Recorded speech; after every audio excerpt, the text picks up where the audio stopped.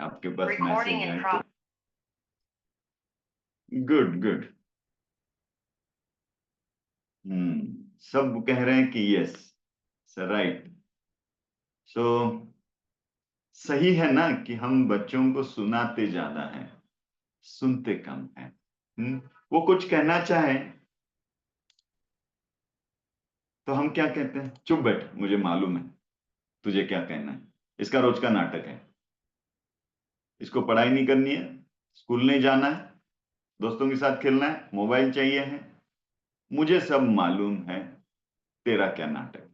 सो बिना कहे ही आप पहले ही कह देते हो, बराबर ना। उसने कुछ सुना बताया नहीं, आपने कुछ सुना नहीं, और आपने अपने अर्थ लगा लिए, राइट। सो अक्सर मैंने देखा है इस उम्र में बच्चों की जो कंप्लेंट होती है ना, ये यही होती है कि मुझे है ना सुनते ही नहीं है, मेरा मम्मी तो मेरा सुनती नहीं है, पापा सुनेंगे ही नहीं मेरा।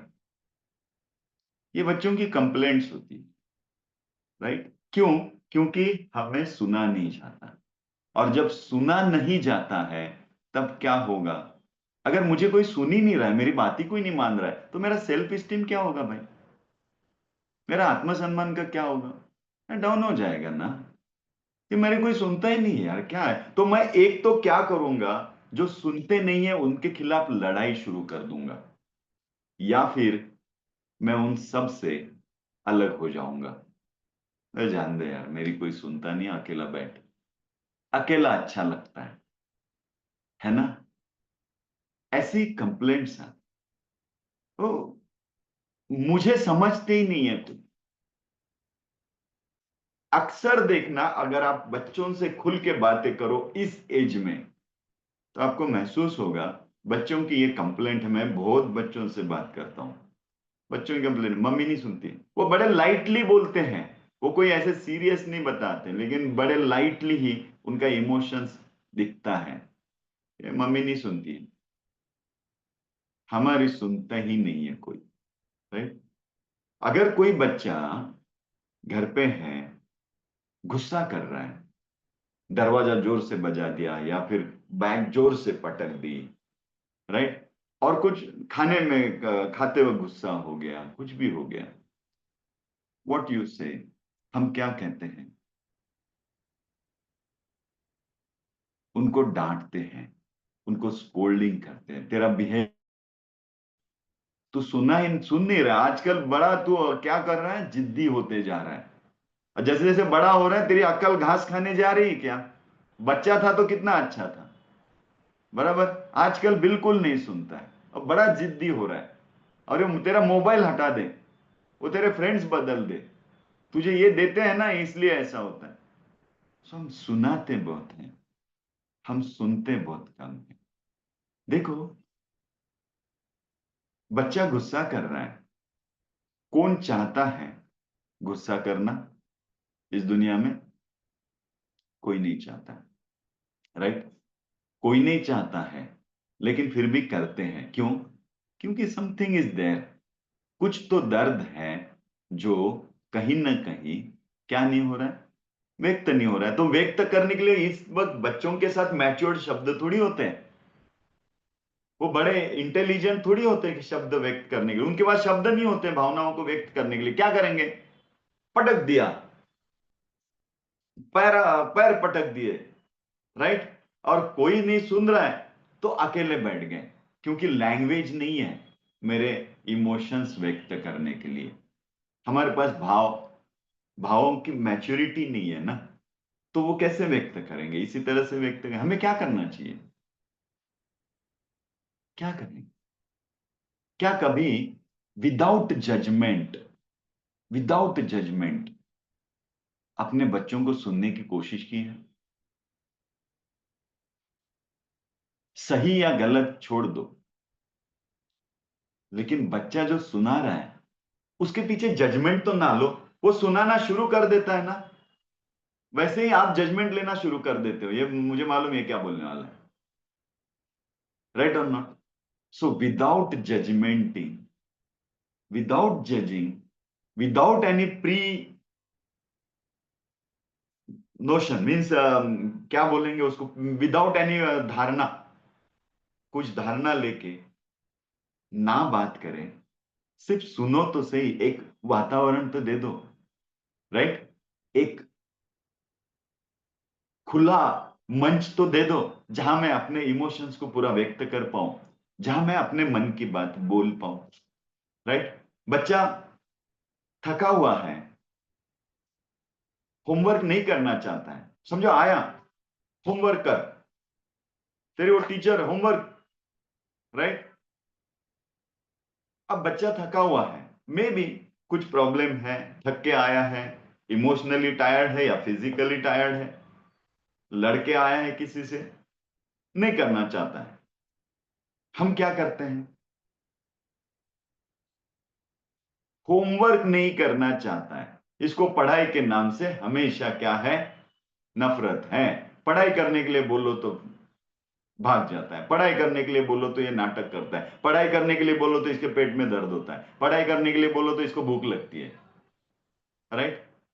हम उसकी कहां सुने? नहीं सुने। जरा बैठ के, बेटा अभी क्यों नहीं करना चाहता है होमवर्क, थोड़ा ऐसा कनेक्ट करके देखे तो, उसके सर से हाथ घुमा के, क्या तकलीफ है अभी, कुछ तकलीफ है, क्या लगा, अभी क्यों नहीं करना चाहता है? तो बताएगा ना कि मेरा टायर्ड हूं, जो भी। अगर आप रियली कनेक्ट है और आप जजमेंटल नहीं है, आप कोई पहले से न्याय नहीं कर रहे हैं, और अपने बच्चे को अगर खुला बोलने का एक स्वातंत्र देते हैं, तो आपका बच्चा भी खुले दिल से बताएगा, मम्मी मैं बहुत थक गया हूं, आज नहीं करूंगा। ठीक है बेटा, कोई बात नहीं, आराम कर ले, कल सुबह जल्दी उठाओ तो चलेगा, कल सुबह कर लेगा, आज थका हुआ है। It can be a open conversation. अब आप मुझे बोलोगे, मुझे मालूम है आप क्या सोच रहे हो अभी, ऐसे नहीं होता है गुरुजी, वो तो बहाने करते रहेगा फिर रोज, ये सोच रहे हो ना आप? एम आई राइट और नॉट? हाँ, हाँ, आप में से बहुत लोग 90-80% यही सोचते हैं कि वो बहाने करेगा। आप करके तो देखो पहले, आप करके देखो इस तरह का, क्योंकि अचानक बदलाव आप में आपका बच्चा भी नहीं सह पाएगा।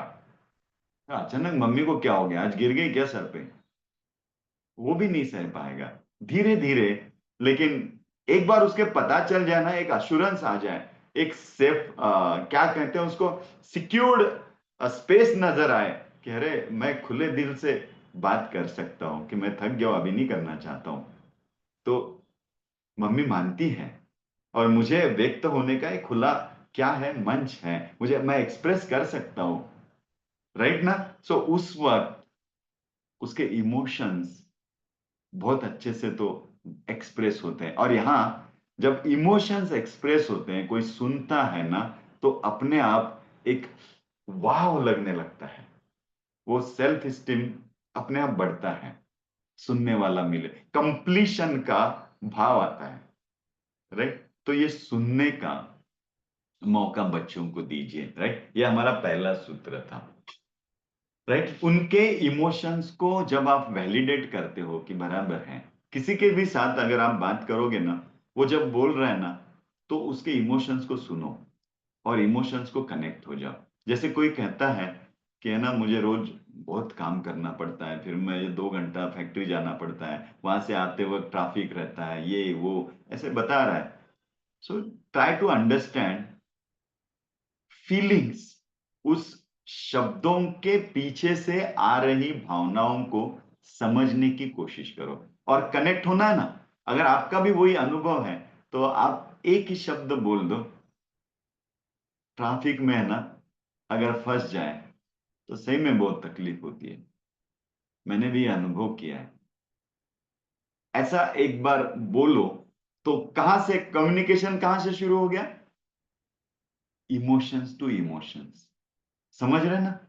आप इमोशंस के साथ कनेक्ट होके कम्युनिकेट कर रहे हो, तो वहां से जो ओपननेस आता है ना, वो उस कम्युनिकेशन को कंप्लीट करता है। समझ रहे हैं? जनरली ट्रैफिक, और ये मैं फैक्ट्री जाता हूँ, फिर बहुत लेट होता है, फिर ट्रैफिक में थक जाता हूँ, ये जब बोलता है ना, तो हमारा कम्युनिकेशन क्या होता है, आजकल रोड भी बहुत खराब है, लोग भी, गाड़ियां, ट्रैफिक बहुत है, ऐसी ऊपर ऊपर की बातें करके कम्युनिकेशन करते हैं ना। थोड़ा सा इमोशनल टच देके अगर घुस सको तो ये कम्युनिकेशन का जरिया है। हम दूसरों के इमोशंस को समझते हैं, उनको विदाउट जजमेंट उनको एक्नॉलेज करते हैं कि सही में ये हो सकता है। रूट कॉज पे जाना, कभी भी याद रखो, रूट कॉज पे जाना, कि बच्चा अभी गुस्सा है, ये अभी के गुस्से का मत देखना, राइट, उसके रूट पे चले जाना, क्यों ऐसा हो रहा है, राइट। और जब रूट कॉज पे जाओगे, खुला स्पेस दोगे बात करने का, तो डीप लिसनिंग करोगे, तो आपको पता चलेगा कि वो जो भी सामने दिख रहा है उसके पीछे बहुत कुछ है। और जो बहुत कुछ है वो अगर दिख जाए तो फिर आप उसके ऊपर काम कर सकते हो। एम आई राइट और नॉट? Tell me.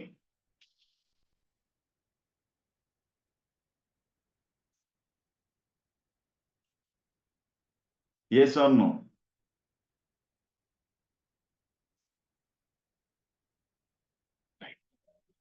यस। अब मैं आपको एक उदाहरण बताता हूं। एक बार, आई थिंक, हम कहाँ गए थे, अंडमान कैंप में गए थे। बच्चों का कैंप लेके गए थे, 50 बच्चे साथ में थे। विंटर कैंप था, last to last year, Andaman में। तो अंडमान में कैंप में हमने क्या किया था, आईपीएल रखा था, चेस आईपीएल। मतलब हमने जिन बच्चों को चेस में इंटरेस्ट है, और कोई ऑर्गेनाइजर, 5-6 बच्चे ऑर्गेनाइजर थे, फिर टीम प्लेयर्स थे, फिर वो सब हम पूरा आईपीएल में जैसा होता है वैसे ही हमने वहां पे आईपीएल रखा था बच्चों का। डेली कैंप्स में वो आईपीएल की 2 मैचेस होती थी हमारी। सो आईपीएल चल रहा है, एक बच्चा था, वो बच्चा क्या हो रहा था ना, एवरी टाइम जब भी वो मैच खेलने बैठता था, और मैच खेलते वक्त ऐसे महसूस होता था कि वो हार रहा है, तो वो इरिटेट हो जाता है। और हार रहा है तो इरिटेट, ऐसे मतलब वो बौखला जाता था। कभी कभी तो 2 बार उसने वो चेस के सब ये फेंक दिए, "ओए, मुझे नहीं खेलना, ये चीटिंग करता है।" मैंने कहा, मैं भी देख रहा हूं मैच, उसने तो कुछ चीटिंग नहीं किया। नहीं नहीं, ये चीटिंग कर रहा है। या फिर वो कोई बहाने दे देता था कि बहुत आवाज आ रही है, मुझे अभी है ना बहुत थकान, गर्मी है, गुरुजी एक काम करते हैं, ये मैच कल कर लेते हैं, मुझे बहुत गर्म हो रहा है और मेरा सर दर्द कर रहा है, मैं अभी नहीं खेल पाऊंगा। और 2-3 बार मैंने उसको वो बहाने देखे। मैंने कहा कुछ तो गड़बड़ है। सो फिर एज ए साइकोलॉजिस्ट, बच्चों के हृदय में जाके सब कुछ उनके साथ कनेक्ट होना, ये मेरी मास्टरी है।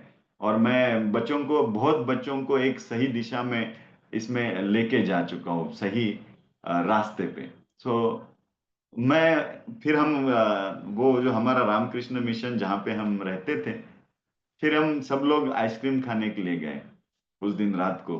तो 50 बच्चे, सब वॉलेंटियर, सब टीचर्स, हम आइसक्रीम खाने गए। तो मैं, आइसक्रीम मुझे नहीं खानी थी, क्योंकि जस्ट खाना ज्यादा हो गया, तो मैंने कहा मुझे आइसक्रीम नहीं खानी है, मैं समुंदर किनारे बैठ जाता हूँ। सो मैंने उसको भी कहा, तू आइसक्रीम खाने जाने वाला है? पर नहीं, मुझे भी आपके साथ बैठता हूँ, मैं भी आराम से बैठता हूँ। 2-3-4-5 बच्चे हम लोग बैठे, उनको आइसक्रीम नहीं खाना था। किसी को खाना था तो उसने क्या बोला था, वो दूसरा बच्चा मेरे लिए लेके आ जाएगा, हम इधर ही बैठेंगे, उतना दूर चलना नहीं है। ओके, सब बैठ गए। मैं उसके साथ थोड़ा बात करने लग गया। अब बात करते करते करते वो इतना ओपन अप हो गया। उसने मुझे कहा कि मुझे है ना, वो मम्मी, जब मैं पहले खेलता था, तो जब हार के आता था ना, तो मम्मी मुझे बहुत चिल्लाती थी कि तू प्रैक्टिस नहीं करता है ना इसीलिए हारता है, तू प्रैक्टिस नहीं करता है ना इसीलिए हारता है, प्रैक्टिस नहीं करता है इसीलिए हारता है। और वो हार का है ना गुरुजी, मेरे अंदर इतना ये हो गया है कि मुझे, मैं हारना ही नहीं चाहता हूं अब। और जब भी वो कोई ऐसी सिचुएशन आती है जहां मैं हारने वाला हूं, वहां पता नहीं मुझे क्या होता है, मैं ऐसे इरिटेट हो जाता हूं, मुझे वो सहा ही नहीं जाता है इमोशंस। और मैं एक तो वो फेंक देता हूँ या फिर कोई बहाना बना देता हूँ, और बहुत बार तो सच में गुरुजी मेरा पेट दर्द करता है। फिर मुझे रूट कॉज मिल गया कि ये कहाँ से आ रहा है। वो खेलता बहुत अच्छा था, लेकिन हमारे कैंप में जो बच्चे आते हैं वो एक से बढ़कर एक होते हैं, इधर उधर से आते हैं सब लोग। तो वो उससे भी अच्छा खेलने वाले भी बच्चे थे, वो भी अच्छा खेलता था लेकिन उससे अच्छा खेलने वाले भी बच्चे थे। तो वो इरिटेशन उसका, फिर आखिरी दिन तक कैंप, और 5-6 दिन कैंप था वहां पर, आखिरी दिन तक रोज बात करते करते एक समय आया, फाइनल में वो हार गया match, but still he is very happy. उसको जब मैंने वो किताब गिफ्ट किया, वो फाइनल मैच का हम सबको एक एक गिफ्ट दे रहे थे जो पार्टिसिपेंट 1 2 3 लास्ट 3 नंबर्स का, तो उसको वो जो गिफ्ट किताब दिया, तो उसने कहा कि मैं पहली बार है ना, हारने के बाद भी इतना अच्छा महसूस कर रहा हूं कि मुझे ऐसे लग रहा है मुझे कुछ नहीं हुआ।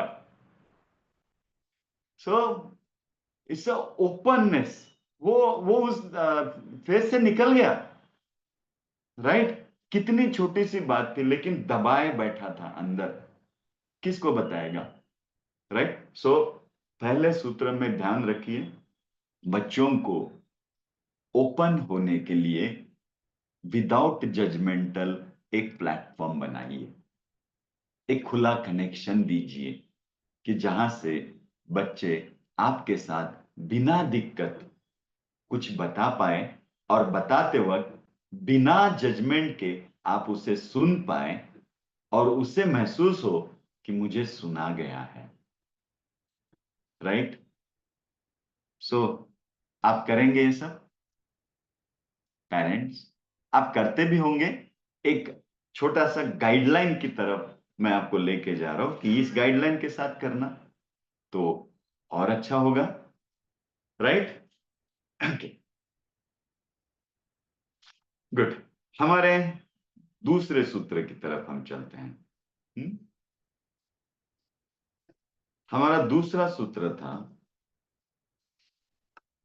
भावनाओं को जस्ट इसी तरह का है, भावनाओं को दबाने से बच्चों में बच्चों के विकास में कहीं ना कहीं एक हानि पहुंचती है।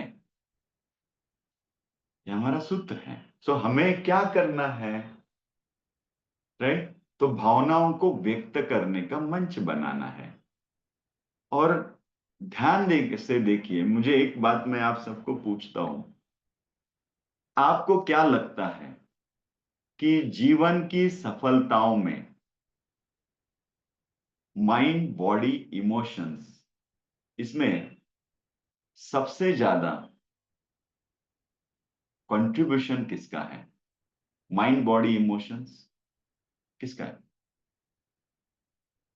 जीवन की सफलता में माइंड बॉडी इमोशंस में सबसे ज्यादा कंट्रीब्यूशन किसका है?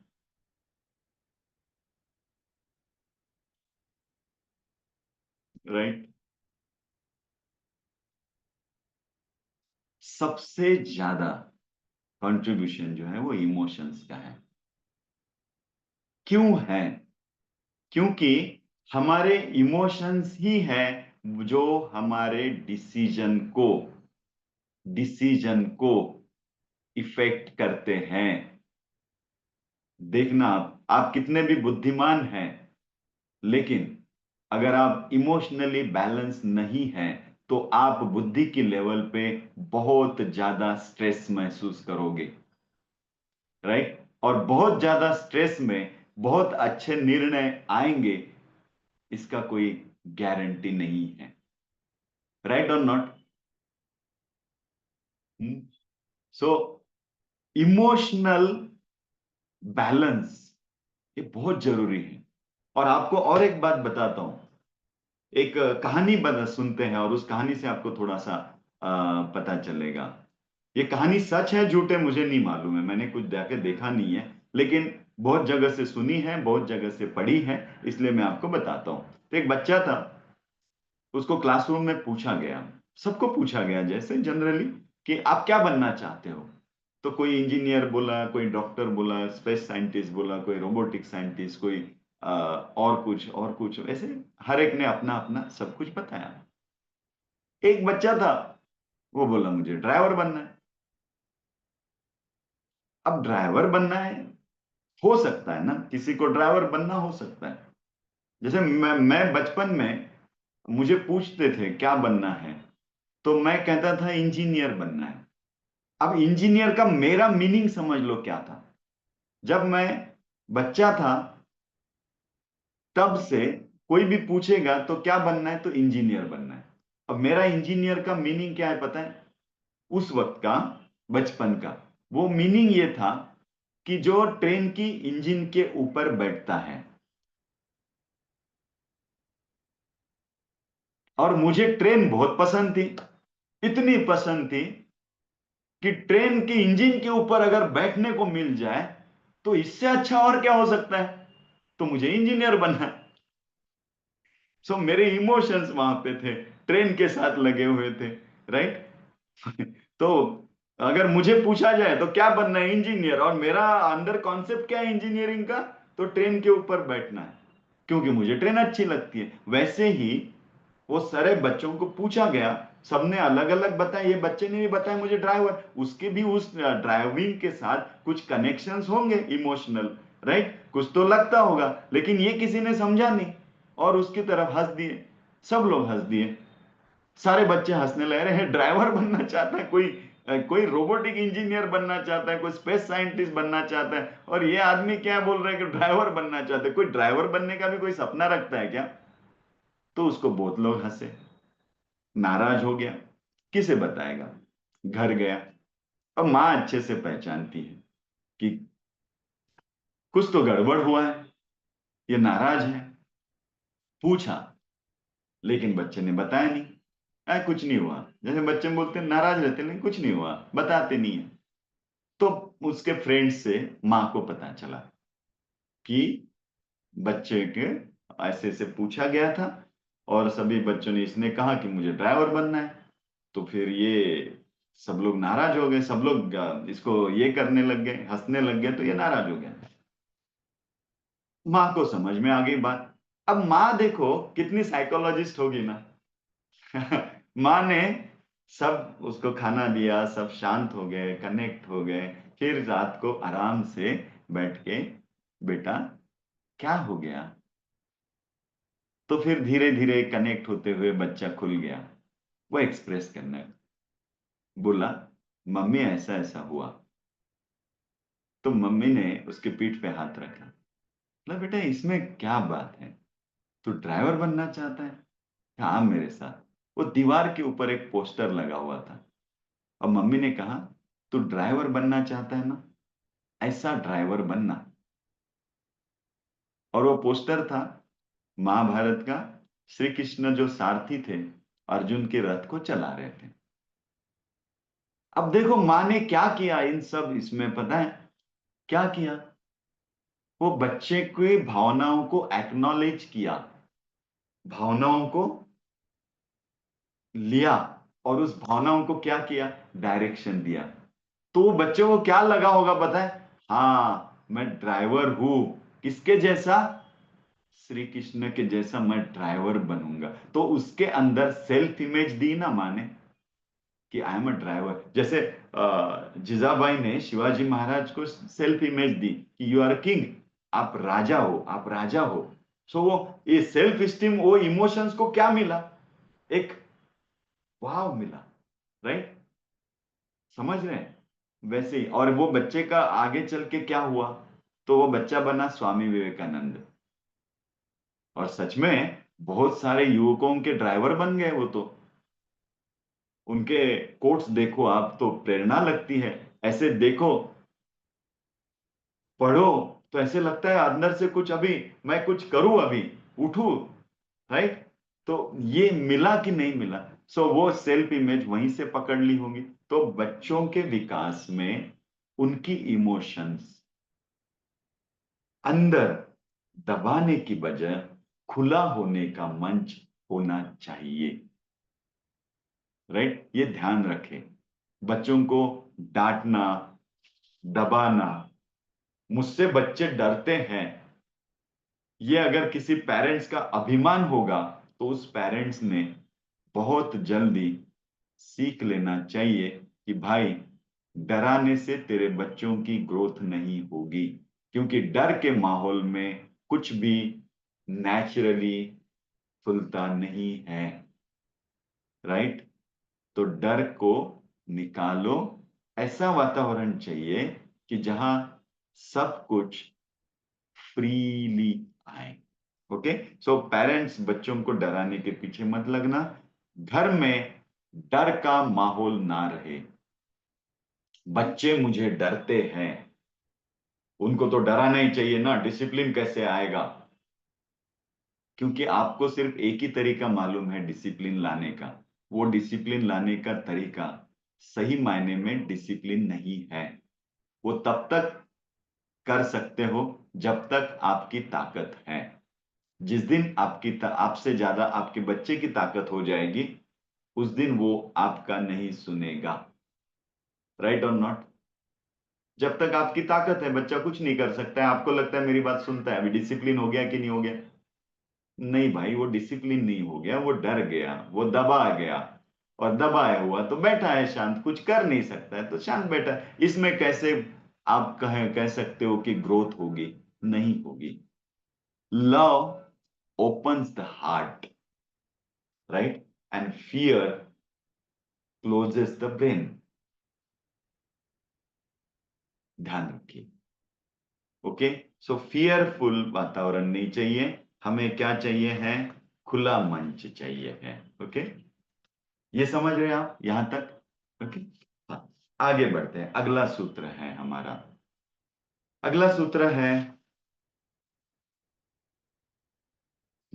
एक कहानी।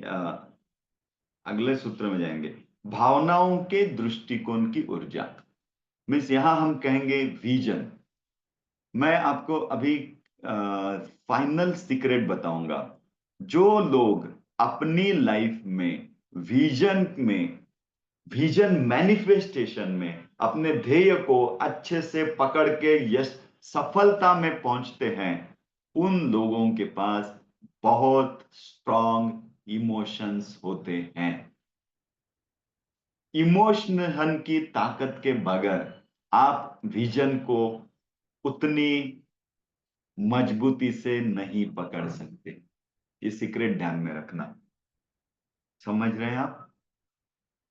इमोशंस चाहिए है विजन्स के लिए। अगर विजन को इमोशन से नहीं पकड़ा गया तो वो विजन हवा में रह जाता है, बातें होती है ऊपर ऊपर की। जहां इमोशंस की ताकत है, वही ताकत अलग से आगे चल सकती है। जैसे एपीजे अब्दुल कलाम, आपको पता है, वो आई थिंक रामेश्वरम में जब पढ़ रहे थे, तब शुरुआत के दिनों में उनका मैथमेटिक्स ठीक नहीं था। वो मैथमेटिक्स में थोड़े वीक थे या फिर वो एकेडमिकल मैथमेटिक्स उनको आता नहीं था। तो वो बहुत नाराज थे। उनके एक टीचर थे, शिव सुब्रमण्यम। उन्होंने ये समझा कि ये मैथमेटिक्स में कम मार्क्स की वजह से ये बहुत नाराज हैं या इरिटेट हो रहे हैं या फ्रस्ट्रेट हो रहे हैं। उन्होंने क्या किया, उनको डांटने की बजाय एपीजे अब्दुल कलाम जी को उन्होंने, तुझे जो भी डाउट्स हैं वो मुझे खुले ढंग से पूछ लिया कर, खुला पूछ लिया कर। जितने भी डाउट्स आए, मैं तुझे गुस्सा नहीं करूंगा और कोई जजमेंट नहीं लूंगा कि तेरी बुद्धि कम है या ज्यादा है। तुझे जो चाहिए मुझे पूछ लिया कर। और उनके साथ एक रिश्ता बन गया, उस टीचर के साथ। तो जो भी डाउट आता था वो टीचर को पूछ लेते और बिंदास पूछ लेते थे। इससे धीरे धीरे वो टीचर को पता चला कि ये बच्चा साइंस में बहुत अच्छा है, इसको साइंस बहुत अच्छा आता है। उन्होंने क्या किया, उसे उनको साइंस के लिए और प्रोत्साहित किया। और आगे चल के आप तो जानते हैं कि उनका क्या हुआ। राइट ना? सो विजन को अगर इमोशंस दिया जाए, एक वातावरण दिया जाए तो इमोशंस विजन को बहुत अच्छी तरह से पकड़ते हैं। समझ रहे? जैसे भारत स्वतंत्र होना चाहिए, भगत सिंह है, राजगुरु है, वीर सावरकर है, इन सब के पास सबसे ज्यादा स्ट्रांग क्या था विजन को पकड़ने के लिए? क्या था? टाइप।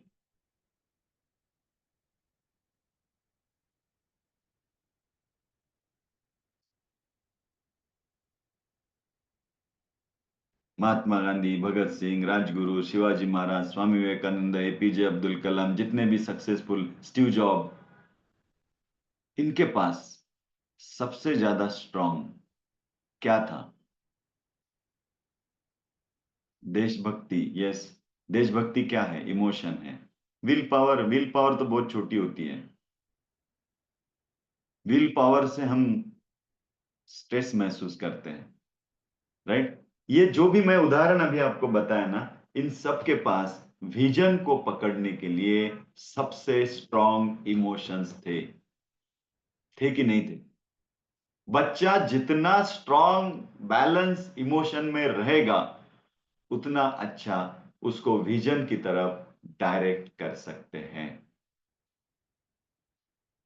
राइट? सो इमोशनली यही यही ताकत है। एक जगह डिस्ट्रक्शन कर सकती है, एक जगह कंस्ट्रक्शन कर सकती है, क्रिएटिविटी कर सकती है, राइट? सो अगर इस ताकत को हमें एक खुला मंच दे, एक्सप्रेस करें, सुरक्षितता महसूस करवाए, तो इस विजन को कुछ पकड़ाया जा सकता है, कुछ दिया जा सकता है। और यही कारण है, मैं आपको बताऊं, बच्चे मोबाइल की गेम से ज्यादा अटैच क्यों होते हैं? वो पबजी वगैरह बीच में गेम आए थे ना, वो क्या कर रहे हैं ना, वो गेम्स बच्चों की इमोशंस को इतना क्या कर लेते हैं, एक्साइट कर देते हैं। अब वो इमोशंस फिजिकली बाहर निकलने का तो कुछ चांस नहीं होता है, इसलिए बच्चे इरिटेट हो जाते हैं, वो गुस्सा करते हैं, बराबर ना? जो जितना ज्यादा मोबाइल देखता है उतना ज्यादा इरिटेट रहता है, गुस्सा ज्यादा करता है, बराबर? वो हमारे साथ रहता ही नहीं, वो अपनी दुनिया में रहता है। क्यों? वो सारे गेम्स जो है ना, इनके इमोशंस को स्टिमुलेट करते हैं, और इमोशंस को स्टिमुलेट करते हैं, फ्लो कहीं होता नहीं है।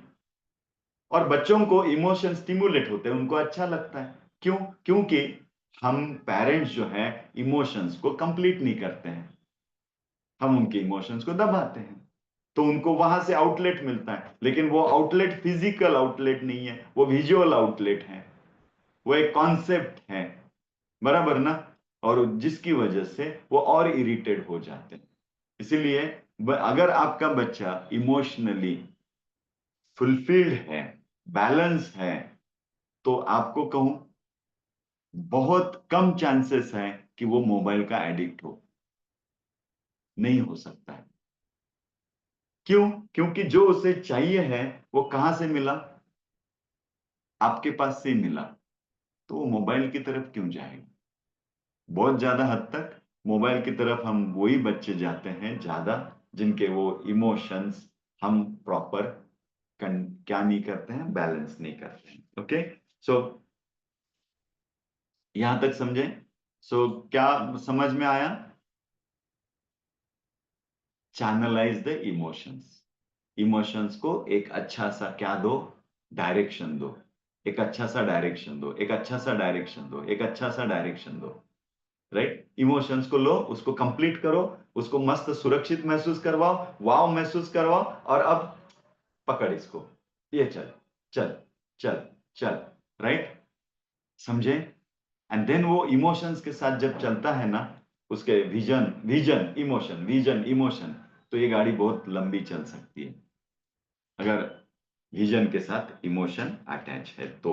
लव प्लस सेफ, क्या कह रहे हैं हम, सेफ स्पेस, सुरक्षित वातावरण, प्लस प्रेम इज इक्वल टू विजन। क्या समझे? प्रेम प्लस सुरक्षित वातावरण is equal to vision. Love means emotion, strong emotions, plus सुरक्षित वातावरण। हाँ हाँ, हमारे घर में, स्कूल में, सब जगह वाव है, मस्त है, right? Is equal to vision. बच्चा इमीडिएट विजन पकड़ता है। नहीं तो बच्चे विजन से दूर चले जाते हैं। सो इसको समझना। ओके, हम जाएंगे नेक्स्ट सूत्र में।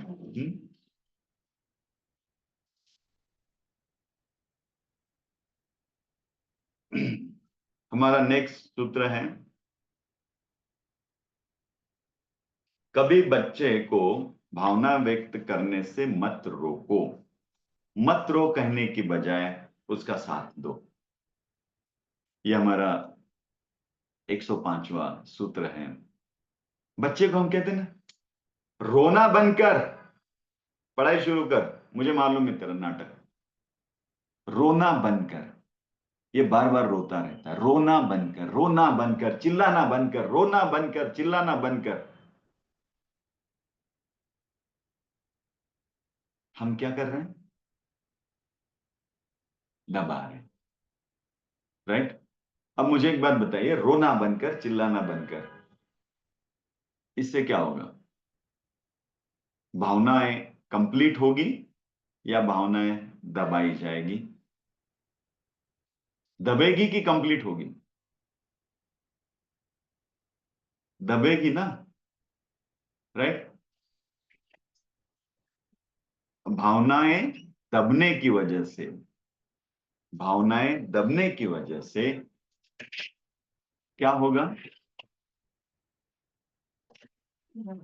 अंदर स्ट्रेस महसूस होगा, तनाव महसूस होगा, राइट। और ये तनाव उसको हैंडल नहीं कर पाएगा, क्योंकि बच्चा उस एज में है जिसमें मैच्योरिटी नहीं है, बराबर। ये तनाव कहां से आ रहा है उसको भी नहीं समझ नहीं आ रहा है, राइट और नॉट।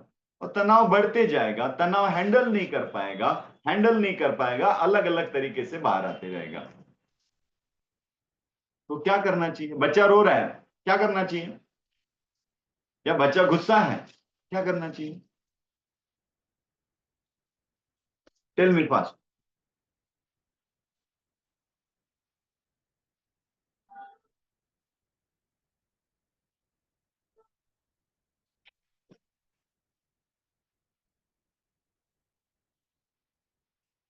शांति से सुन लेना। हम्म। प्यार से समझाना। ओके। प्यार से नजदीक बैठना। Asking the reasons behind the behaviour. अच्छा, बता क्या कारण है, बता क्या कारण है, क्यों रो रहा है, बता क्यों रो रहा है। क्या आपको लगता है वो बताएगा इमीडिएट? हाँ माँ, मैं इसलिए रो रहा हूं। हाँ। हाँ, कुछ नहीं पूछना। ओके। आपका अनुभव क्या है ऐसे? बता क्यों रो रहे तू? माँ, ऐसा ऐसा हुआ इसलिए मैं रो रहा हूँ, ऐसे होता है कभी? नहीं होता है। तो आप पूछोगे कारण, कुछ नहीं करना है, समझिए पहले। रोना आया ना, लेट हिम कंप्लीट। भाई तू रो ले, नो प्रॉब्लम, आजा, मेरा बच्चा रो रहा है, ओके, रोने दो।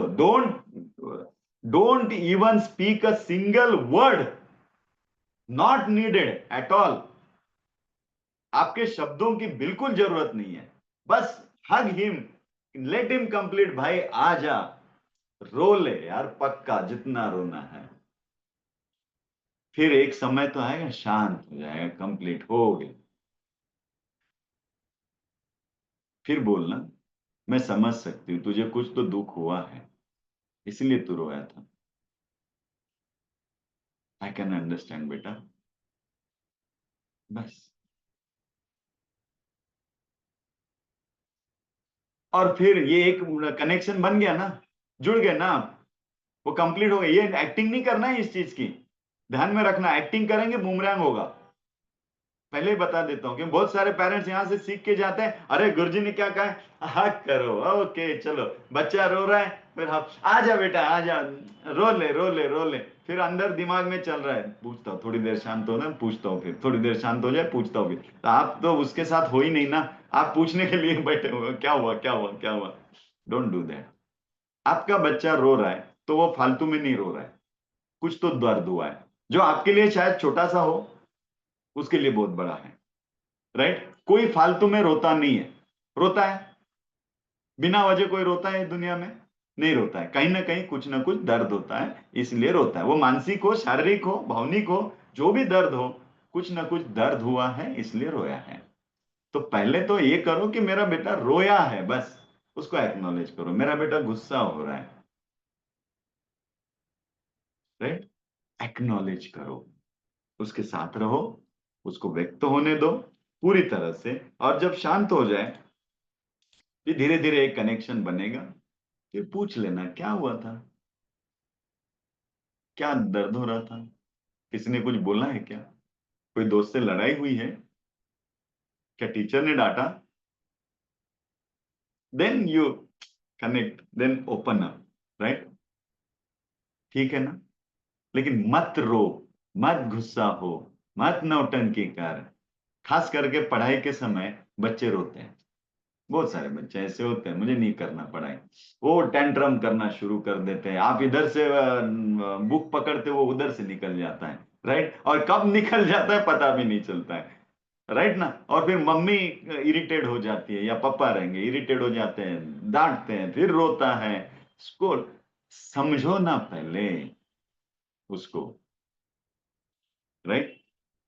ये समझे? Let emotion flow, not freeze. Emotions को ठंडा करके फ्रिज में बर्फ बना के मत रखना है। उसको क्या करना है? इमोशंस को बहने देना है। Let it flow. Okay, clear? Next सूत्र की तरफ जाएंगे हम। कुछ उदाहरण इसी सूत्र के आपको बता देता हूं। अगर बच्चा अपसेट हो रहा है, राइट, तो अपसेट होना कोई बुरी बात है क्या? नाराज होना कोई बुरी बात है? नहीं है। तो understand this, okay, no problem, right? बच्चा एग्जाम में फेल हो गया, फेल होना कोई बुरी बात है? अब आप सब लोग कहेंगे यस बुरी बात है। अब मेरे सामने नहीं बोलते हो, लेकिन अपने अंदर खुद को पूछो, एग्जाम में फेल होना बुरी बात है? अंदर बोलोगे हाँ बुरी बात है, वो टीचर जाके बोलती है, फिर आपका बच्चे का ध्यान नहीं है, आपका बच्चा पढ़ाई नहीं कर रहा है, ये नहीं कर रहा है, वो पड़ोस का तो उसको देखो कितने मार्क्स मिले, मेरे बच्चों को तो फेल हो गया। अंदर से आपको बहुत बुरा लगा है, लगता है ना, राइट? लेकिन एक बात बताऊं, एक बात बता रहा हूं, एक ध्यान रखना, 2 घंटे का 3 घंटे का एक पेपर मेरा पर्सनैलिटी, मेरा लाइफ डिसाइड नहीं कर सकता है, राइट और नॉट? तो don't make a stamp. Fail होना कोई बुरी बात नहीं, ये आपके अंदर से निकाल दो, थोड़ा ब्रेन वॉश आपका भी करते हैं आज। फेल होना बुरी बात नहीं है, राइट? तो फेल हो गया बच्चा, रो रहा है। मैं मेरी कहानी आपको बताता हूँ भाई, आपको समझ में आएगा पेरेंटिंग क्या। हमारे पिताजी ने कोई पेरेंटिंग का कोर्स नहीं किया, वो साइकोलॉजिस्ट नहीं थे, वो डॉक्टर थे। क्या हुआ, मेरा 10th का रिजल्ट उस जमाने में, आई थिंक 1991, 91 नहीं, 1980, 80 भी नहीं, 90, 90, 1990 होगा वो साल जब मैंने 10th किया, 89 या 90 के आसपास। ओके, हमारा गांव था नागपुर से लगभग एक 70-80 किलोमीटर पे, मांगली करके गांव था। उस वक्त क्या होता था, बोर्ड के रिजल्ट जो 10th के आते थे, वो एक तो न्यूज़पेपर में आते थे, या फिर यूनिवर्सिटी में वहां पे लिस्ट लगती थी, वहां जाके देखना पड़ता था, या फिर स्कूल में आते थे। उस वक्त कोई मोबाइल नहीं थे, कोई एप्स नहीं थे जो पता चले। सो हमारा 10th का रिजल्ट दूसरे दिन था। तो मैंने पापा को कहा कि मैं नागपुर जाता हूँ, और कल रिजल्ट है, कल सुबह अगर यूनिवर्सिटी में पहुंच जाऊं मैं 10 बजे तक, तो वहां पे बोर्ड पे लगा देते हैं रिजल्ट, तो मैं जाके अपना नंबर देख के रिजल्ट देख लूंगा। तो पिताजी कहे ओके नो प्रॉब्लम। मेरी दादी नागपुर में रहती थी, तो मैं निकल गया, दादी के यहाँ गया, दादी के यहाँ रहा, सुबह उठा, दादी को कहा मैं बोर्ड जा रहा हूँ, यूनिवर्सिटी जा रहा हूँ रिजल्ट देखने के लिए, और मैं अकेला निकल पड़ा। मेरा रोल नंबर देखा मैंने, वो पूरा मेरा रिजल्ट रिजल्ट रिजल्ट आया, मेरा नंबर, और नंबर के आगे मेरे मार्क्स। अब मार्क्स देख के मैं तो देखने लग गया, मैं तो बहुत नाराज हो गया। मार्क्स बहुत कम थे, क्योंकि पता है हमारा गांव बहुत छोटा था, और हमारे गांव में हमारे पिताजी जो थे ना, वो डॉक्टर के हैसियत से वहां पे उनको इतना रिस्पेक्ट था कि आजू बाजू के 10 गांवों की वो सेवा करते थे एज ए डॉक्टर। तो उनको बहुत मानते थे मेरे पिताजी को। He is very respected, well respected person. तो अब उनका बेटा, और 10th में इतने कम मार्क, ये कहीं ना कहीं मुझे वहां पे खाया जा रहा था, पिताजी क्या करेंगे। अब तो अपनी कोई खैर नहीं, अब घर जाओ, पिताजी को मार्क्स दिखाओ, खत्म, तो डांटने वाले हैं। तो ये मैं रिजल्ट देखा, मैं बोर्ड वहां पे यूनिवर्सिटी के गेट पे, मुझे याद है मैं कम से कम 3 घंटा बैठा रहा। मैं मैच्योर्ड भी नहीं था, बैठा रहा। मुझे घर जाने की मतलब इच्छा ही नहीं हो रही थी उस वक्त। जब कोई जमाने में फोन तो नहीं थे कि कहाँ है बेटा, किधर है, देखने के लिए। तो वो जब घर आएगा तभी पता चलता था कि कहाँ है। तब तक तो कोई फोन नहीं, कुछ नहीं। मैं वहां 3 घंटा बैठा रहा, फिर वहां से दोपहर को निकला। क्या करूं, घर जाऊं ना जाऊं। मुझे बहुत रोना आ रहा था, क्योंकि मैंने पढ़ाई अच्छी की थी, बाय द वे प्रिपरेशन बहुत अच्छा किया था, लेकिन मार्क्स नहीं आए, इट्स ओके। तो अब प्रिपरेशन अच्छा हुआ, सब अच्छा हुआ, पिताजी की अपेक्षा। और हम 10th का पेपर देते हैं तो कुछ ना कुछ एक्सपेक्टेशन रखते हैं कि नहीं रखते हैं, कितने परसेंट मार्क्स मिलेंगे मुझे।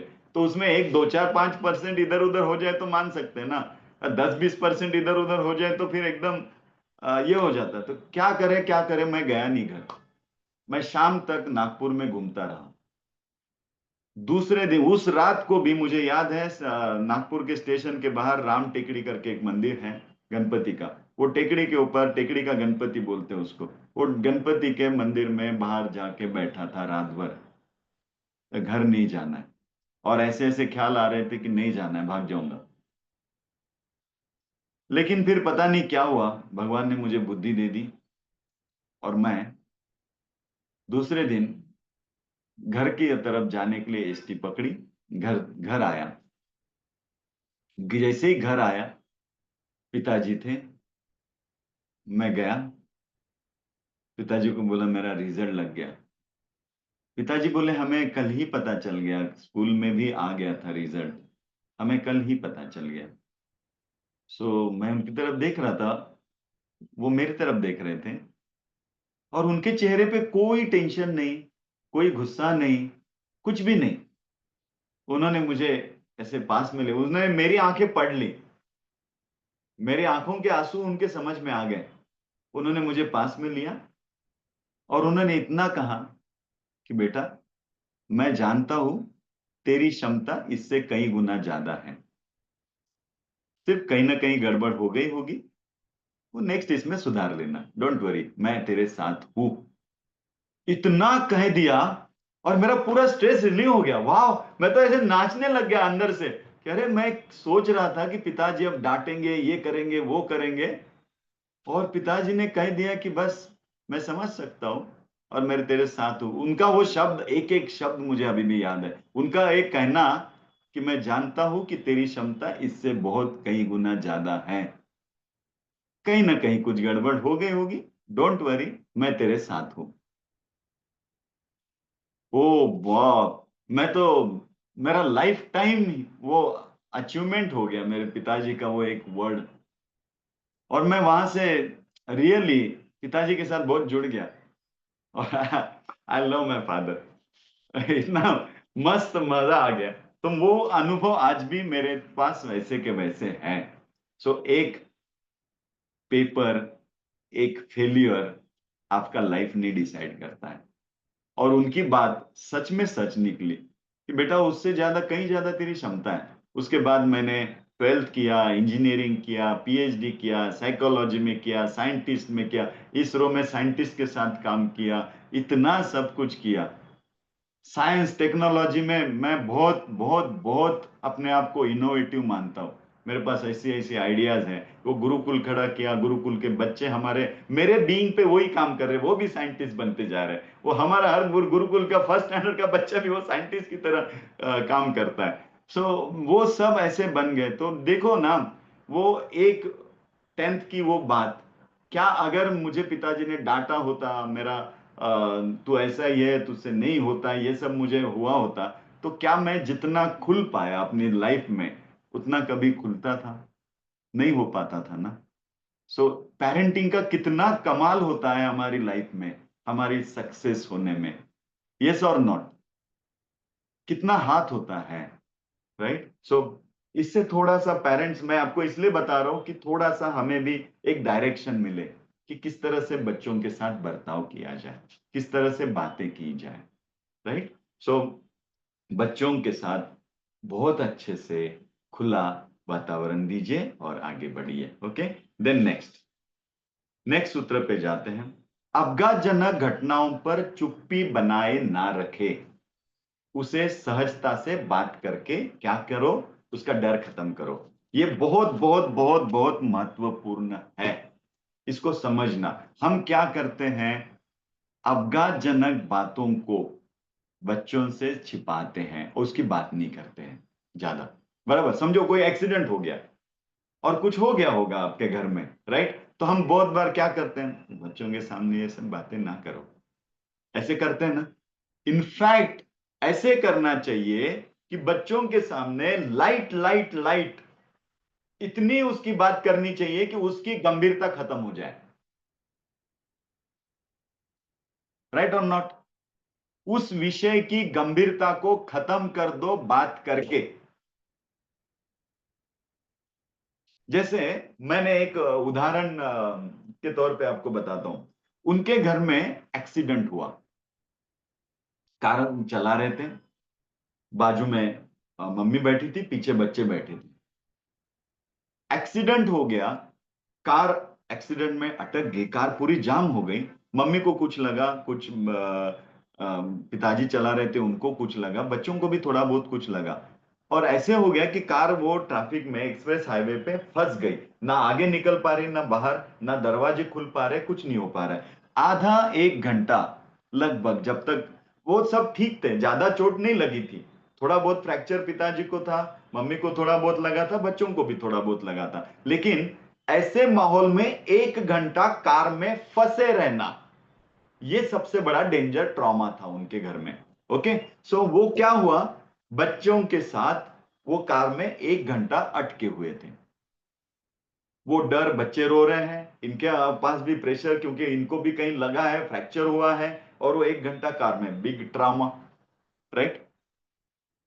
उनको मैं मिलने गया था हॉस्पिटल में, तो बहुत इजी थे क्योंकि उनको ज्यादा नहीं लगा था, थोड़ा बहुत फ्रैक्चर था, उसको ये कर दिया। हम बोले गुरुजी हम बच गए, बहुत अच्छे से बच गए। लेकिन बच्चे घर में दादी के पास थे, वो सहमे सहमे थे, बड़े डरे डरे थे। तो मैंने कहा डोंट वरी, आपको ये प्लास्टर लगा के कल छोड़ने वाले हैं। एक काम करना, इस ट्रॉमा को घर जाके ऐसे डिस्कस करते रहो, ऐसे डिस्कस करते रहो जैसे ये लाइट लाइट लाइट हो जाए। तो उन्होंने क्या किया, घर गए, कैसे अटक गए थे ना 1 घंटा। अरे कोई आ ही नहीं रहा था, मुझे तो ऐसे लग रहा था कि कोई आता है कि नहीं आता है। तो कोई पानी वाला भी नहीं यार, कोई वड़ा पाव वाला भी नहीं, कोई डोसा भी खेला, भूख भी लगी, हम बैठे हुए हैं कार में, वो इतना लाइट लाइट बात करने लगे उस ट्रॉमा की। उन्होंने कहा 8 दिन में बच्चे भी उसके बारे में लाइट लाइट बातें करने लगे, सारा ट्रॉमा निकल गया दिमाग से। व्हाट डू यू से? कितना खुल गए होंगे, जिसकी बहुत बड़ी डर थी, गंभीरता थी अंदर, वो निकल गई, राइट? अभी परसों की मैं एक बात आपको बता दूं, मैं अभी अहमदाबाद में था रिट्रीट में, 5-6 बच्चे थे हमारे साथ बाहर। वो एक बच्ची थी, वो बार बार कहती मुझे है ना, वो उधर अंधेरे में जाने में डर लगता, वो उधर भूत रहते, अंधेरे में भूत रहते, पता नहीं क्यों मुझे अंधेरे में जाने में डर लगता है। मैंने कहा ठीक है चलो। तो हमने वहां पे एक गेम शुरू किया कि आप जाओगी 1 मिनट अंधेरे में, वापिस आओगी, मैं जाऊंगा वापिस आऊंगा। फिर हमने वो गेम खेला। धीरे धीरे वो अकेली जाने लगी, मैं गया, फिर दूसरा बच्चा गया, फिर मैं गया, ऐसा करते करते। और फिर उनको भूतों की बातें जब बच्चे करते हैं तो हम लोग पेरेंट्स क्या करते हैं, उनको डांटते हैं, बंद करो बातें, ये फालतू बातें मत करे किया करो। तो मैंने वहां खुलेआम भूतों की बातें शुरू कर दी। बोले भूत ऐसा होते हैं, वैसा होते हैं, वो खाना खाने आते हैं, ये करते हैं, वो करते हैं, भूतों को समझ में नहीं आता है, अक्ल नहीं होती, रात को निकलते हैं, सिर्फ दिन में निकलना चाहिए ना, उनको समझ में नहीं आता है क्या? दिन में सारी दुकान बंद रहती है, दिन में कौन खाना खाता है क्या? दिन में ही खाना खाना चाहिए ना, रात में कोई निकलता है क्या? तो वो भूतों की बातें हमारी इतनी लाइट हो गई, इतनी लाइट हो गई कि दे आर जोकिंग ऑन भूत नाउ। वो भूतों के ऊपर हमारा जोकिंग शुरू हो गया। And then they feel very light. जिसको हमने दबाए रखा था, जिस डर को हमने बहुत ऐसे ट्रॉमेटिक कुछ तो है ऐसे किया था, वो उनके लिए एकदम नॉर्मल हो गया। अब वो एक दिन का, वो 1 घंटे का या 15 मिनट का मेरा कन्वर्सेशन उतना शायद उनको ना खोल पाए, लेकिन उनके पेरेंट्स अगर उन बच्चों से बात करें और इस तरह का वातावरण बना दे कि वो जो ट्रॉमेटिक, जिसको हम सीक्रेट कहते हैं, जिसको डर कहते हैं, उसको इतना बात करो, इतना बात करो, लाइट लाइट लाइट लाइट, तो वो कैसे हो जाएगा? वो ट्रॉमा रहेगा क्या? टेल मी, रहेगा? बताइए, मैं आपका इंतजार कर रहा हूं।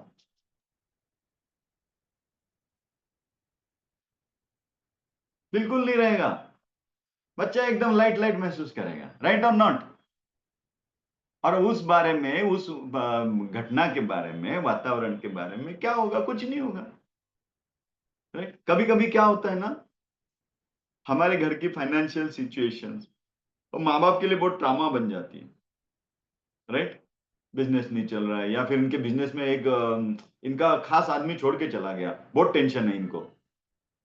अरे बच्चों को मत टेंशन दो, बच्चों को मत टेंशन दो। बच्चे बोलते हैं पिताजी क्यों नाराज होते हैं, पिताजी क्यों टेंशन में है, घर में क्यों ऐसा वातावरण है? इसको इतना खुला कर दो ना यार। क्यों वो हर चीज secret secret secret, what happened secret है, बच्चों को नहीं बताना, बच्चों को नहीं बताना। इतना खुला कर दो, ट्रॉमेटिक से ट्रॉमेटिक सिचुएशन भी इतना लाइट लाइट लाइट लाइट घर में बातें करो, ताकि उसका जितना भी ट्रॉमा का गंभीरता है ना, वो निकल जाए। समझ रहे हैं आप? जैसे हम बोलते हैं सक्सेस की बातें करो, सक्सेस की बातें करो बच्चों के साथ, मैं ये कहता हूं फेल्यूर की भी स्टोरियां सुनाओ। समझ में आ रहा है? फेल्यूर की भी स्टोरियां सुनाओ, ताकि सिर्फ सक्सेस की बातें करेंगे, सक्सेस की बातें करेंगे, और एक दिन बच्चे को फेल्यूर आ गया तो वो ट्रॉमा महसूस करेगा। अरे भाई, सक्सेस की बात कर रहे हो तब ऐसी भी स्टोरियां बताओ जो सक्सेस नहीं भी हुए हैं लाइफ में। बहुत किया उन्होंने, मजा किया, सब कुछ किया, लेकिन सक्सेस नहीं हो पाए। It's okay, all right, they also enjoy their life. Yes or no? तो हमेशा सक्सेस स्टोरी ही बतानी जरूरी है, या असफलता भी, अपयश की बातें भी लाइट लाइट करना जरूरी है? क्या कहते हो? अपयश की बातें भी लाइट लाइट करना जरूरी है कि नहीं है? सोचो। साइलेंस मत रहना। ट्रॉमा, ट्रॉमेटिक सिचुएशन पे बातें करो। साइलेंस आपका कंफ्यूजन बढ़ाता है, उस क्या है एग्जैक्टली exactly, ये कंफ्यूजन बढ़ाता है। ओपन करते हो, टॉक्स अच्छे से बात करते हो, तो रियलिटी भी समझ में आता है कि भाई कुछ नहीं था इतना, ऐसे होते सब ठीक है, ऐसे तो चलते रहता है। राइट ना? शेयरिंग करो, इससे करेज और सेफ्टी बढ़ती है। शेयर करो, करेज बढ़ेगा बच्चों का। Don't hide, okay? Openly fear के बारे में बच्चों से बात किया करो। नेक्स्ट सूत्र की तरफ चलते हैं। ये समझ रहे हैं आप? ट्रॉमेटिक सिचुएशन को क्या करो, लाइट लाइट लाइट लाइट बना दो। इतना बात करो, इतना बात करो कि उसकी सारी गंभीरता खत्म हो जाए। क्लियर? यस? Okay, good. हाँ, this is very very very very important. आप बच्चे से नहीं, उसके व्यवहार से डील कर रहे हैं। बच्चा निर्दोष है, व्यवहार को समझना और दिशा देना, ये रियली रियली रियली मैंने इस सूत्र को 8 साल पहले अनुभव किया मेरी लाइफ में। मैं आपको बताता हूं क्या हुआ था। एक कैंप था, और वो जो बच्चा था ना थोड़ा एक्सप्लोसिव था। एक्सप्लोसिव का मतलब वो शांत नहीं बैठता था, थोड़ा डिस्ट्रक्टिव टाइप का था। सबको, किसी को मारेगा, ये तोड़ेगा, इधर जाएगा उधर जाएगा, सुनेगा नहीं, ये सब चलता था। उसके पिताजी ने पहले ही बोला था कि गुरुजी, इसको थोड़ा संभालना है आपको, और ये बहुत घर में मार खाता है, ये कुछ सुनता ही नहीं है, और पढ़ाई में तो कुछ भी नहीं है, उसका ब्रेन भी नहीं चलता था। और है ना वो थोड़ा डिस्टर्ब टाइप का था। वो कैंप में आया, 6-7 दिन का कैंप था, लेकिन हर रोज इसका इरिटेशन, ये बढ़ना, ये इसको मारा, उसको किया, उधर ही भाग गया, इधर ही चला गया। एक बार तो कैंप में वो कहीं हम इधर थे होटल में, सब बैठे थे बच्चे हॉल में, हमारा कुछ तो सेशन चल रहा था। रोज सुबह और शाम सेशन होता है कैंप में हमारे। तो हर विषय अलग अलग इस पे हम बात करते रहते हैं, पर्सनालिटी डेवलपमेंट, बाकी सारी बातें होती रहती हैं। तो ये सेशन में था नहीं। मैंने सोचा होटल रूम में बैठा होगा, ये रूम में भी नहीं था। ये होटल के बाहर दूसरे होटल के वहां पे जाके रिसेप्शन में बैठा हुआ था। अब ये सब सब लोग इधर उधर उसको ढूंढ रहे, कहाँ गया कहाँ गया कहाँ गया। और वो दूसरे होटल के रिसेप्शन में मस्त बैठा है, आराम से बैठा है, टीवी देख रहा है। वो जब उसको जाके हमारे जो वॉलंटियर थे, वो देखो गुरुजी वो वहां जाके बैठा हुआ है, उसको लेके आए सब इरिटेट हो गए। मैं भी थोड़ा सा मेरा टेम्पर चला गया, मैं भी इरिटेट हो गया, और मैंने कहा उसको लेके आओ मेरे रूम में। उसको लेके आए, मैंने उसको हाथ पकड़े ऐसे, और मैं थोड़ा सा गुस्सा हो गया था कि यार कहीं कुछ चला गया, दूर चला गया, ये क्या तेरा रिस्पॉन्सिबिलिटी है, ये है वो है। उसके ऐसे हाथ पकड़े और उसको ऐसे डांट ही रहा था ना, और सडनली आई रियलाइज वो ऐसे ऐसे ऐसे मेरी तरफ देख रहा था ऐसे, और उसके चेहरे पे हंसी थी। वो ना तो डरा हुआ था, ना कुछ ऐसे, वो मेरे तरफ जैसे एक निर्दोष बालक होता है ना, निर्दोष, जिसके अंदर कोई दोष नहीं, जिसको हम कहते हैं कि अंदर परमात्मा का स्वरूप होता है, वो ऐसे परमात्मा के स्वरूप के जैसे मेरे सामने ऐसे बैठा था। एंड एट दैट टाइम मुझे क्लिक हो गया कि मैं किससे डील कर रहा हूं। ये तो परमात्मा है, और मैं डीलिंग किससे कर रहा हूं। सो मैं मेरा एक क्षण में वो गुस्सा चला गया, मैंने उसको ऐसे हग किया, and he was absolutely crying. जब मैंने उसको हग किया, we are in love with each other, और वो रो रहा था, वो मुझे भी रोना आया। और उस दिन मैंने समझा कि हम, ये सूत्र मुझे उस दिन रियलाइज हुआ कि हम बच्चों के व्यवहार के साथ, उनके बिहेवियर के साथ डील करना है हमें। उसके साथ नहीं, वो तो परम तत्व है, वो तो परमात्मा ही का ही तत्व है, सब जगह वही तत्व है। उससे क्या डील करेंगे परमात्मा से, हमें उससे बिहेवियर से डील करना है। मतलब बेटा ये तेरी आदत ठीक नहीं है, तू ठीक ही है, तुझ में कोई गड़बड़ नहीं है, तेरी ये आदत में गड़बड़ है। समझ रहे हैं? तो बच्चों के साथ बच्चों को निर्दोष समझना, बच्चों को महानता समझ के चलना। और आपको एक सरप्राइज वाली बात बताता हूं, उस दिन से, जिस दिन वो हम 15 मिनट लगभग एक दूसरे को हक कर रहे थे, वो बच्चा आंसू रो रहा था, पता नहीं क्या हुआ मुझे। मैं इसको कुछ अध्यात्म में कुछ अलग नाम से बात करता हूं, लेकिन ये अभी हमारा वो प्लेटफॉर्म नहीं है। लेकिन वो बच्चा, उसके बाद मैंने देखा ही चेंज्ड, वो बदल गया, ही इज एब्सोल्युटली चेंज। और उसके बाद से उसके पिताजी ने मुझे बताया कि गुरुजी ये कैंप के बाद तो इसमें इतना फर्क आया कि ये कैसे हो गया। मैंने कहा भैया मुझे भी नहीं मालूम, बट इट हैपन्स, ये हुआ, ना मैंने कुछ इंटेंशनली किया, ये अपने आप हो गया। एंड लिटरली उसके पिताजी बहुत बहुत खुश हुए, ये क्या हुआ, मेरे बच्चे को एकदम बदल गया। वो अभी मस्त है, अभी बहुत अच्छे से। तो ये सूत्र मैं आपको भी यही समझा रहा हूं, आपके बच्चों में जो भी आदतें हैं, उस आदतों से हम पेरेंटिंग के थ्रू डील कर रहे हैं। आपके बच्चे में कोई गड़बड़ नहीं है, ध्यान रखना। आपका बच्चा निर्दोष है, वो परम तत्व है, वो, उसमें कुछ भी गड़बड़ नहीं है। तो गड़बड़ क्या है, जो आदतें हैं। तो आपको आदत नहीं पसंद आ रही, बच्चा नहीं पसंद आ रहा, ऐसा है क्या? नहीं, आदत नहीं पसंद आ रही है। तू जूते बराबर रखता नहीं है, तू तेरा स्कूल का बैग बराबर रखता नहीं है, ये तेरी आदत मुझे अच्छी नहीं लगती है। तू तो मेरा प्यारा दुलारा बालकृष्ण ही है, तुझ में कोई प्रॉब्लम नहीं है, तेरी आदत में है।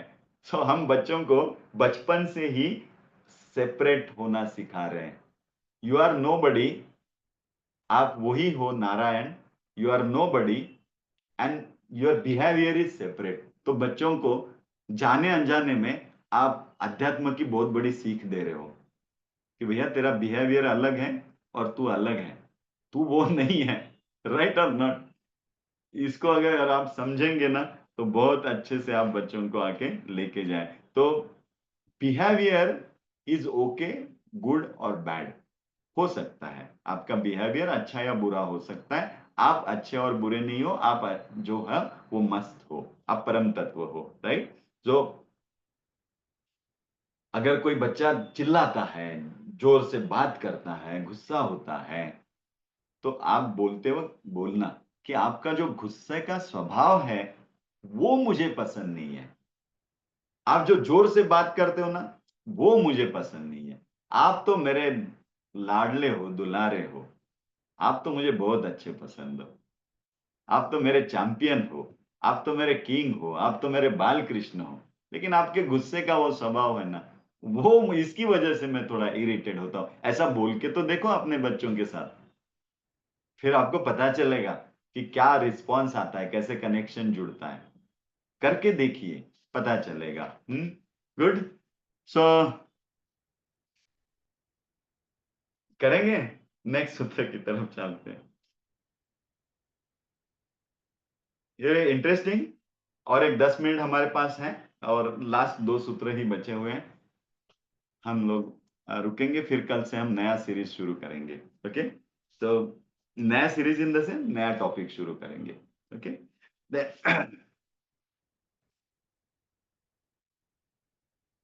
अनजानी गलती पर बच्चे को मत डांटे, वो सीखने की प्रक्रिया का हिस्सा है। ये समझिएगा।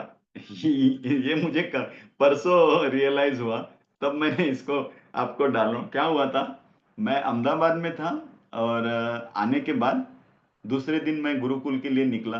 तो कार पार्किंग जहां रखते हैं, पार्किंग के में कार गया, पार्किंग में कार खोली, कार में बैठा और कार शुरू की।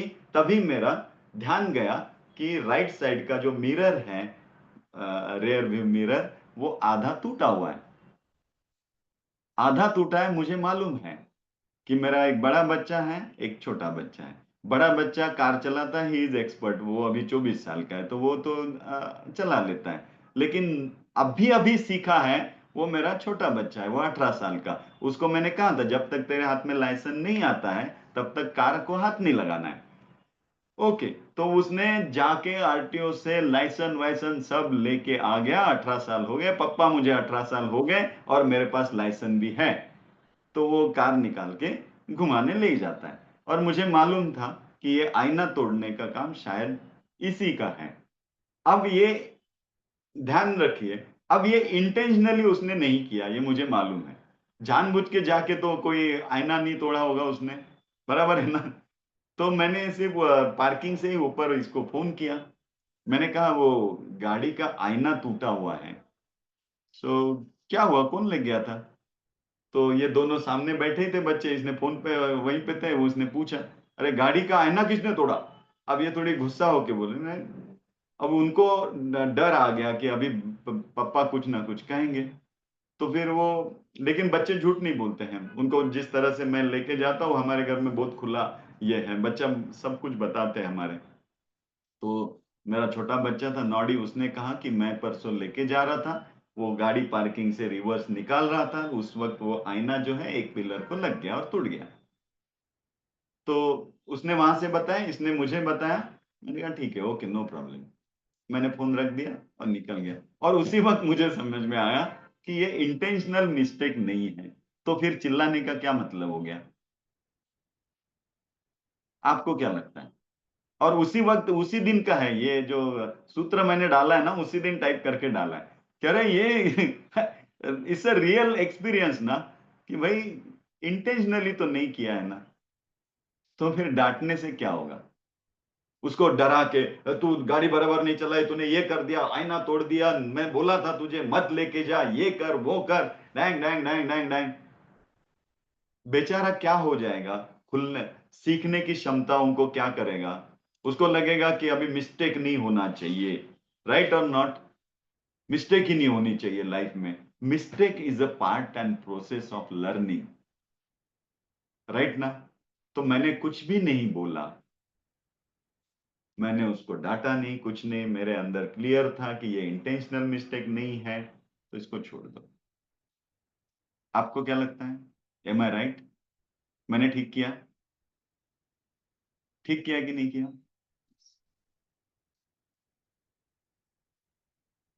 अब वो कितना स्ट्रांग हो गया।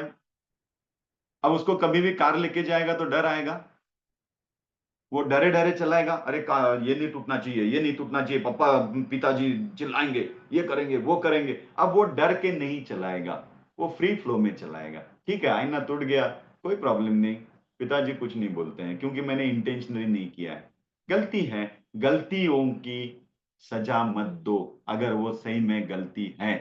ध्यान रखना पेरेंट्स, गलतियों की सजा देते हैं, हम उनको कुछ बोलते हैं, इससे हम बच्चों की लर्निंग एबिलिटी खो देते हैं, क्योंकि नेक्स्ट टाइम जब बच्चा वो चीज करेगा तो वो आपकी डर की वजह से वो फुल परफॉर्म नहीं करेगा, राइट और नॉट?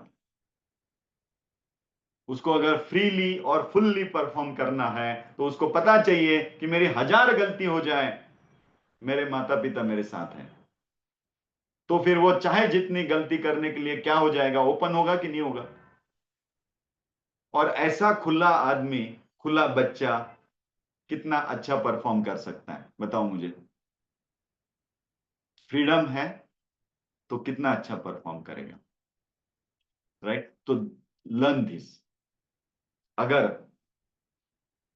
गलती इंटेंशनल नहीं है तो यू नीड नॉट स्कोल्ड। हाँ, उसको ये बता देना कि तू ऐसा करता ना तो शायद वो आईना नहीं टूटता, थोड़ा ऐसा करके देख, नेक्स्ट टाइम जब भी रिवर्स करेगा ना गाड़ी, तो थोड़ा ज्यादा इस साइड से अलग एंगल से रिवर्स करके देखना, तो फिर आईना टूटेगा नहीं। ये आप नेक्स्ट गाइडलाइन दे सकते हो, राइट ना? स्कोल्ड नहीं करना, उसको गाइड करना। ठीक है, क्लियर? आगे चलते हैं। सो इससे क्या होगा, फियर चला जाएगा, खुला हो जाएगा, प्रैक्टिस हो जाएगी, ज्यादा से ज्यादा गलती से डरेगा नहीं, राइट? गलती होने दो, it's a process of learning. Encouragement मिलेगा, एक्सप्लोर करेगा, इनोवेट करेगा, राइट? जैसे घर में आपने कोई खिलौना लेके आ गए, कोई रोबोटिक किट लेके आ गए और बच्चों को बोल दिया कि अरे बिल्कुल भी उसमें टूटना नहीं चाहिए, सब बिल्कुल आते ही वो सब जो अच्छा अच्छा जोड़ के रखना। खास करके बहुत बार बच्चों के घर में रोबोटिक किट जाती है तो बच्चे अक्सर पहले कुछ महीने वो रोबोटिक किट का वाट लगा देते हैं, राइट? और पेरेंट्स कहते हैं गुरुजी ये देखो, ये इसको तो इंटरेस्ट ही नहीं है, ये एलईडी लाए एलईडी तोड़ दिया, ये आपने वो क्या वो बनाया ना, क्या बोलते हैं, हमने हमने चंद्रयान का वो प्रज्ञान का रोवर बनाया, वो अभी वही चल रहा है हमारे रोबोटिक किट का, वही स्टोरी है हमारा, प्रज्ञान का रोवर बनाते हैं और उसके ऊपर सारा रोबोटिक सिखाते हैं। तो वो आपने प्रज्ञान दिया, ये देखो इसने ये व्हील तोड़ दिया, इसने ये तोड़ दिया। तो पहले 2-3 महीना बच्चों से ऐसा बहुत कुछ होते रहता है। अब अगर आप डांटोगे ये टूटना नहीं चाहिए, ये नहीं होना चाहिए, तो वो रोबोटिक्स ही नहीं सीख पाएगा। साइंटिस्ट उसी को कहते हैं जो बार बार फेल हो जाए। क्या कहते हैं? क्यों फेल होता है? क्योंकि वो नया करता है, इसीलिए फेल होता है। वही वही करते रहो तो कौन फेल होता है, राइट और नॉट? सो साइंटिस्ट तो उसी को कहते हैं जो नया नया करेगा, तो फेल होना स्वाभाविक है भाई। So give your child this, okay? अब लास्ट सूत्र है, किशोर अवस्था में बच्चों का जो तनाव होता है मेंटल लेवल पे थोड़ा ज्यादा होता है, और जो अगर गर्ल है तो उसका तो फिजिकल, मेंटल और इमोशनल तीनों लेवल पे ज्यादा स्ट्रेस होता है। बच्चे मेंटल और इमोशनल स्ट्रेस अनुभव करते हैं, लेकिन जो गर्ल चाइल्ड होती है वो फिजिकल, मेंटल और इमोशनल तीनों लेवल पे स्ट्रेस अनुभव करती है, राइट। अब ये तो हो गया उनका नेचुरल सिस्टम स्ट्रेस का। और दूसरा, यही उम्र होती है जहां उनकी पढ़ाई के शिखर में होते हैं, पढ़ाई भी हाईएस्ट लेवल पे चल रहा है। अब पढ़ाई में लड़ो या मरो की बात हो गई। अब तो ऐसे नहीं ना, A for apple, B for B ball सिखा रहे हैं। अब तो बड़ी बड़ी बातें हो रही है, साइंस की बातें हो रही, टेक्नोलॉजी की बातें हो रही। तो उधर भी एक पीक लेवल है, और मेरे इमोशंस को जो स्ट्रेस है वो भी एक पीक लेवल पे है। तो आपको बताऊं, टीन एज में आजकल की दुनिया में होना ये इतना आसान नहीं है। इतना आसान नहीं होता ये दोनों बैलेंस करना। आजकल के इसमें बताता हूं, क्योंकि हमारे समय में क्या था ना, इतना मीडिया नहीं था, तो हमारे नॉलेज ही कम था। हमारा मीडिया नहीं था तो नॉलेज कम था। हम सिर्फ हमारे दादाजी और पिताजी के ऊपर ही भरोसा करते थे नॉलेज के लिए। अब तो इससे कहीं ज्यादा नॉलेज आ गया है। वो दादाजी पिताजी को भी मालूम नहीं, उससे कहीं ज्यादा बच्चों को मालूम हो जाता है, राइट ना। और इसकी वजह से वो स्ट्रेस लेवल, क्या करे क्या ना करे, ये सही, मम्मी बोल रही वो सही है, पापा बोल रहे वो सही है, वो गूगल बोल रहा है वो सही है, या टीचर बोल रहा है वो सही है, या फ्रेंड्स जो डिस्कस कर रहे हैं वो सही है। सही क्या है समझ में नहीं आता है। और ये बहुत आसान नहीं होता है इस वक्त में। और बच्चा नाजुक होता है, वो मैच्योर्ड नहीं होता है, वो कहीं ना कहीं इम्बैलेंस हो सकता है। तो ये समय होता है उनको बहुत बहुत बहुत बहुत प्रोटेक्टिव, सुरक्षित वातावरण देने का, उनको अपना फ्रेंड बनाने का, राइट। सो पेरेंट्स, आपके बच्चों के फ्रेंड्स बनिए, उनके पिलर्स बनिए, उनकी मानसिक स्थिति को समझिए। बुद्धि की मैच्योरिटी नहीं है, दुनिया भर की इनसिक्योरिटी है। इधर पढ़ाई की इनसिक्योरिटी अलग है, उधर टीचर बोलता है परफॉर्म नहीं करेगा तो पीछे भेज दूंगा, वो स्टैंडर्ड में भेज दूंगा, लास्ट इसमें चला जाएगा। वो एक लेवल है। इधर एक्सपेक्टेशन है, और मेरा फिजिकल मेंटल लेवल का इमोशन है। क्या कहते, तो इतना आसान होता होगा टीनेज में रहना? नहीं है। पेरेंट्स समझो, बच्चों को दोस्त बनाओ, hug them, love them, let them have that free expression model, right। इसमें आपके बच्चों की स्ट्रेस लेवल को कम करने के लिए उनके अंदर का इमोशनल टैंक प्यार से भर दो। दे मस्ट फील कि कुछ भी हो जाए मेरी दुनिया में, मैं कुछ करूं ना करूं, my father and mother is with me always. मैं फेल हो जाऊंगा, दुनिया मुझे कुछ भी बोलेगी, लेकिन मेरे पिताजी मेरे साथ है, मेरी मम्मी मेरे साथ है। I don't have to worry, right. क्योंकि आपके सिवा उनका कोई आधार नहीं है। और आप ही अगर ऐसे गुस्सा करके उनको बोलोगे कि तू ये नहीं कर रहा है वो नहीं कर रहा है, तो वो कहाँ देखेगा, किसकी तरफ देखेगा? हाँ, कोई है उसको? नहीं है। तो आप उनकी पिलर बनिए, आप उनकी स्ट्रेंथ बनिए, सपोर्ट कीजिए। आप दोनों मिलके उनको सपोर्ट कीजिए। ध्यान रहे, इस एज में बच्चों का इमोशनल टैंक फुल होना चाहिए आपके साथ, पेरेंट्स के साथ। अदरवाइज जो आजकल घटनाएं घट रही हैं, वो अफेयर्स बढ़ते हैं, भाग जाते हैं, ये सब जो होता है, ये just and just because only one thing, emotional tank खाली है। अगर इमोशनल टैंक खाली है और बाहर कोई भरने वाला मिल जाए, तो आपका बच्चा या बच्ची भागेगी कि नहीं भागेगी? अगर आप नहीं भर रहे तो कोई और भरेगा ना, राइट ना। So better you stand there. ये बच्चों का दोष नहीं है। ये परिस्थिति, हम जिस माहौल में हैं, जिस टेक्नोलॉजी के युग में हैं, ये उसके बाय प्रोडक्ट्स हैं सब। इसीलिए आपको सिर्फ एक ही करना है, खड़े रहो डट के बच्चों के साथ, प्यार से। सारी दुनिया कुछ भी बोले, मेरी मम्मी मेरे पापा मेरे साथ। मैं अपने उस उदाहरण से आपको बताता हूँ। मेरे पिताजी के वो सेंटेंस ही है जो मुझे आज मेरी लाइफ में खड़ा किए हैं, right? So always appreciate your child, अच्छी बातें बताइए, उनसे संवाद रखिए, अच्छा वातावरण बनाइए, उनको अच्छा मौका दीजिए बातें करने का, फ्रीडम रखिए, डर के माहौल को छोड़ दीजिए। Okay, so there is lot of chances कि आपके बच्चे बहुत अच्छा परफॉर्म कर पाए। इस सीरीज में इस टॉपिक के लिए मैं अभी यहीं पे रुकता हूं और नेक्स्ट टॉपिक हम कल से शुरू करेंगे। तो टॉपिक क्या होगा, सुबह आ जाएगा आपके ग्रुप में। 10 सूत्र उसके ऊपर बात करेंगे और उसके बाद फिर 10 दिन बाद फिर से मिलेंगे, राइट? उस टॉपिक के ऊपर बात करेंगे। Good, thank you. आप सब बहुत अच्छे से सुनते हैं, मजा आता है बात करने में।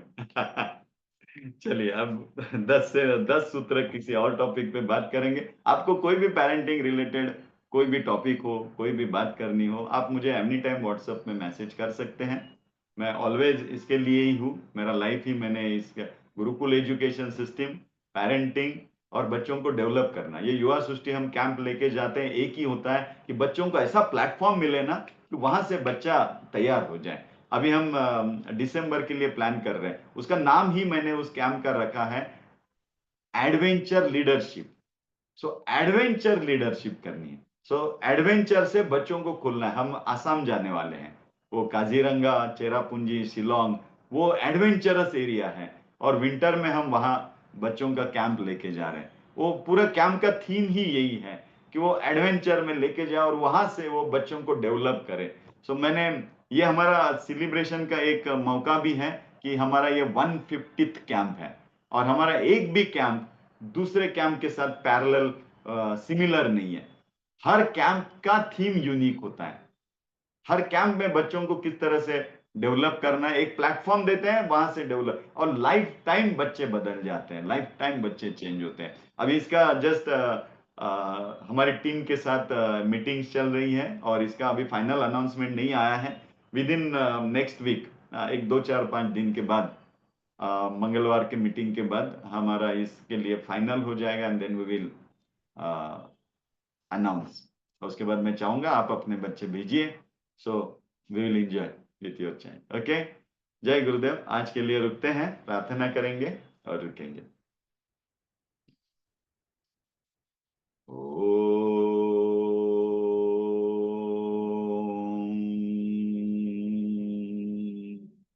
असतो मा सद्गमय, तमसो मा ज्योतिर्गमय, मृत्योर्मा अमृतं गमय।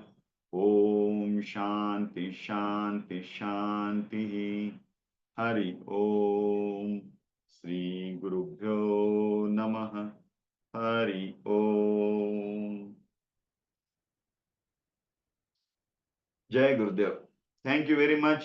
Bye bye. मैं मीटिंग बंद कर रहा हूं।